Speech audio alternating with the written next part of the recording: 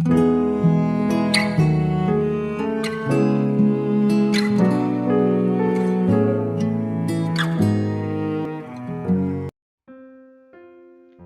saudara yang dikasihi Tuhan Yesus. Selamat malam dan salam sejahtera bagi saudara semua. Saya menyapa bagi saudara semua yang ada di Indonesia dari Sabang sampai Merauke, baik yang di kota maupun yang ada di desa sampai di pelosok tanah air, dan saudaraku yang ada di Malaysia, di Sabah, di Sarawak, di Kuala Lumpur, di Kamboja, di Singapura, dan di Amerika Serikat. Senang sekali kembali menjumpai saudara pada saat ini. Kiranya damai sejahtera dan sukacita daripada Roh Kudus senantiasa melimpah di dalam hati dan kehidupan saudara semua. Dan kiranya saudara semua dalam keadaan sehat selalu, puji Tuhan. Selamat datang kembali di channel Pokok Anggur bersama saya Yosia Krispianto. Mari saudaraku, sebelum kita bersama-sama merenungkan firman Tuhan, mari kita satu di dalam doa. Bapa di surga, Bapa yang baik, yang penuh dengan kasih karunia, Bapa yang kami permuliakan di dalam nama Tuhan Yesus Kristus, kami sungguh mengucap syukur oleh karena pertolongan dan penyertaan Tuhan di sepanjang hari ini, sehingga kami boleh dimampukan Tuhan untuk menikmati hari ini, melewati hari ini, untuk melakukan segala tugas, tanggung jawab, serta aktivitas kami. Itu semua karena berkat pertolongan Tuhan semata. Dan pada saat ini ya Tuhan, kami sungguh rindu untuk merenungkan firman-Mu. Mari ya Tuhan, berbicaralah kepada setiap kami, urapi kami dan jamah hati kami ya Tuhan, sehingga kami dapat memahami maksud firman Tuhan. Terima kasih ya Tuhan, kami siap merenungkan firman-Mu. Hanya di dalam nama Tuhan Yesus Kristus kami berdoa. Amin. Baik saudara yang kasih Tuhan Yesus, pembacaan firman Tuhan pada saat ini terambil di dalam Markus 1 ayat yang ke-40 dan yang ke-41. Demikianlah firman Tuhan. Seorang yang sakit kusta datang kepada Yesus dan sambil berlutut di hadapannya, ia memohon bantuannya, katanya, "Kalau engkau mau, engkau dapat melahirkan aku." Maka tergeraklah hatinya oleh belas kasihan. Lalu ia mengulurkan tangannya, menjamah orang itu dan berkata kepadanya, "Aku mau, jadilah engkau tahir." Puji nama Tuhan, saudaraku. Sifat Tuhan yang seringkali dikenal orang adalah Tuhan yang penuh dengan belas kasihan. Namun Tuhan tidak memberikan belas kasihannya dengan sembarangan, saudara. Bagaimana cara kita mendapatkan belas kasihan Tuhan? Di sini kita akan belajar mendapatkan belas kasihan Tuhan dari seorang yang mempunyai penyakit kusta. Di dalam Markus pasal 1 ayat yang ke-40 sampai 45 memuat sebuah peristiwa yang mengharukan sekaligus memberi pengharapan. Dikisahkan oleh Markus, ada seorang penderita kusta yang datang kepada Tuhan Yesus untuk meminta kesembuhan. Dikatakan di sini bahwa ia datang bersujud di hadapan Tuhan Yesus. Jadi, ia datang memelas atau memohon belas kasihan Tuhan atas dirinya. Saudara kasih Tuhan Yesus, penderita kusta pada umumnya tidak tinggal di dalam kota, melainkan di luar kota, di sebuah penampungan khusus untuk mereka supaya tidak menularkan penyakit kepada orang banyak. Berdasarkan Matius 8 ayat yang ke-1 sampai yang ke-4, dapat kita ketahui bahwa orang kusta ini datang mencari Tuhan Yesus setelah Tuhan memberikan pengajarannya di atas bukit di sebuah kota di Galilea. Singkat kata, orang kusta ini mengambil risiko yang besar untuk dijauhkan dan ditolak orang masuk ke dalam kota. Ia rela mengambil risiko ini oleh karena ia ingin menerima kesembuhan. Ada satu hal lagi yang layak diperhatikan di sini, saudara. Sewaktu bertemu dengan Tuhan, ia berkata, "Kalau engkau mau, engkau dapat mentahirkan aku." Perkataannya ini menyiratkan setidaknya dua hal. Yang pertama, ia meminta, bukan memaksa. Dalam kondisi sangat membutuhkan, betapa mudahnya bagi kita datang kepada Tuhan dan memaksanya melakukan apa yang kita harapkan. Saudara, orang kusta ini tidak memaksa kendati ia sangat butuh kesembuhan. Ia tetap meminta karena ia sadar bahwa Tuhan mempunyai hak sepenuhnya untuk menentukan apakah Tuhan akan menyembuhkannya atau tidak. Itulah sebabnya ia datang memohon belas kasihan Tuhan. Yang kedua adalah perkataannya ini menyiratkan pengakuannya atas kuasa Tuhan. Ia berkata, kalau engkau mau bukan kalau engkau bisa. Betapa seringnya dalam doa kita, saudara, berkata kepada Tuhan, kalau engkau bisa. Sebab sesungguhnya kita tidak percaya bahwa Tuhan akan sanggup melakukan apa yang kita doakan. Tidak ada yang tidak dapat diperbuat Tuhan. Ia sanggup melakukan hal yang mustahil sekalipun.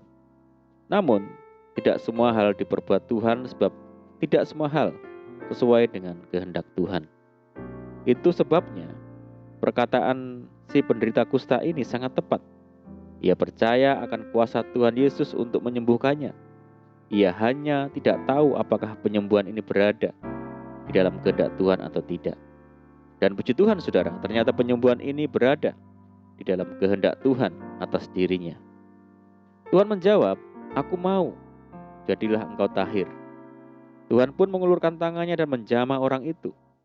Seketika itu juga lenyaplah penyakit kusta orang itu. Markus mencatat bahwa tatkala Tuhan melihat orang kusta itu dan mendengar permohonannya, tergeraklah hatinya oleh belas kasihan. Tuhan menyembuhkannya karena ia berbelas kasihan kepadanya, saudara. Berdasarkan kisah ini, ada beberapa pelajaran yang dapat kita petik tentang belas kasihan Tuhan. Pelajaran yang pertama adalah bahwa belas kasihan Tuhan tidak mengenal jenis. Di dalam kitab-kitab Injil dicatat begitu seringnya orang datang berbondong-bondong mencari Tuhan membawa permasalahan mereka. Biasanya adalah sakit penyakit. Tidak pernah sekalipun Tuhan membedakan antara satu penyakit dengan penyakit lainnya. Dan tidak pernah sekalipun Tuhan membedakan antara penderita yang satu dengan penderita yang lain atas dasar status sosial mereka. Pelajaran yang kedua adalah belas kasihan Tuhan dipengaruhi oleh kesungguhan hati kita. Saudara, kenyataan orang kusta ini masuk ke dalam kota. Hal ini menandakan kesungguhan hatinya untuk mencari Tuhan. Ia tidak sekedar menunggu kedatangan Tuhan. Ia berinisiatif untuk mencari Tuhan. Pelajaran yang ketiga adalah belas kasihan Tuhan dipengaruhi oleh kerendahan hati kita, saudara. Kenyataan orang kusta ini langsung bersujud dan memohon belas kasihan Tuhan. Hal ini menandakan ia merendahkan dirinya di hadapan Tuhan. Kita pun mesti merendahkan diri di hadapan Tuhan sewaktu memohon belas kasihannya, saudara. Kita harus mengakui ketidakberdayaan kita kepada Tuhan. Dan yang terakhir adalah belas kasihan Tuhan datang bersama dengan perintahnya yang mengharuskan kita untuk menaati segala perintah Tuhan. Setelah menyembuhkan orang ini, Tuhan memberinya peringatan keras, yaitu ingatlah, janganlah engkau memberitahukan apa-apa tentang hal ini kepada siapapun. Tuhan paham bahwa kalau berita penyembuhan ini tersiar, maka akan makin banyak orang yang datang kepadanya untuk minta disembuhkan. Sayangnya, ia malah menyiarkan berita kesembuhannya. Oleh karena Yesus adalah Tuhan, sudah tentu ia sudah tahu apa yang akan diperbuat orang ini, bahwa orang ini akan merugikan dan menyusahkannya. Sungguh pun demikian, ia tetap berbelas kasihan dan menyembuhkannya. Puji Tuhan. Itulah belas kasihan Tuhan, saudara. Belas kasihan Tuhan mengalahkan segalanya. Belas kasihan Tuhan juga berlaku bagi kita saat ini yang datang mencari Tuhan dengan segala kesungguhan, dengan segala kerendahan hati. Untuk itu mari saudaraku, jikalau saat ini kita bergumul akan suatu hal, mari kita datang kepada Tuhan Yesus dengan penuh kerinduan, dengan penuh kesungguhan, dengan penuh kerendahan hati. Kita percaya belas kasihan Tuhan nyata atas kehidupan kita. Amin, puji Tuhan. Mari kita berdoa. Bapa di surga, Bapa di dalam nama Tuhan Yesus, bersyukur dan berterima kasih buat belas kasihan Tuhan bagi kami. Dan saat ini kami merendahkan diri di hadapan-Mu ya Tuhan, memohon belas kasihan Tuhan bagi setiap kami. Sebab Engkau sanggup melakukan segala sesuatu dan kami anak-anak-Mu memerlukan Engkau ya Tuhan. Jamah setiap hati kami ya Tuhan, setiap kami saat ini. Berikan damai dalam hati, berikan sukacita dalam hati kami. Kami percaya belas kasihan Tuhan pasti Tuhan nyatakan bagi kami saat ini. Hamba-Mu berhenti berbicara, biarlah Roh Kudus yang memeteraikan firman-Mu dalam setiap hati kami. Terima kasih Tuhan. Kami berdoa bagi saudara kami yang mendengar program ini dimanapun berada, baik di dalam negeri maupun di luar negeri, saudara kami di perantauan. Tuhan berkati mereka, Tuhan teguhkan hati mereka untuk senantiasa kuat di dalam Tuhan. Tuhan memberkati saudara kami semua dalam rumah tangga, dalam kehidupan keluarga, pekerjaan, bisnis, pendidikan, pekerjaan di kantor, di perusahaan, di sawah, di ladang, pekerjaan dimanapun berada.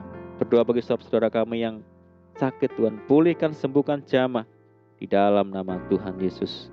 Berdoa bagi saudara kami yang terikat oleh kuasa dosa, oleh kutuk dosa, Tuhan bebaskan, dilepaskan di dalam nama Tuhan Yesus Kristus.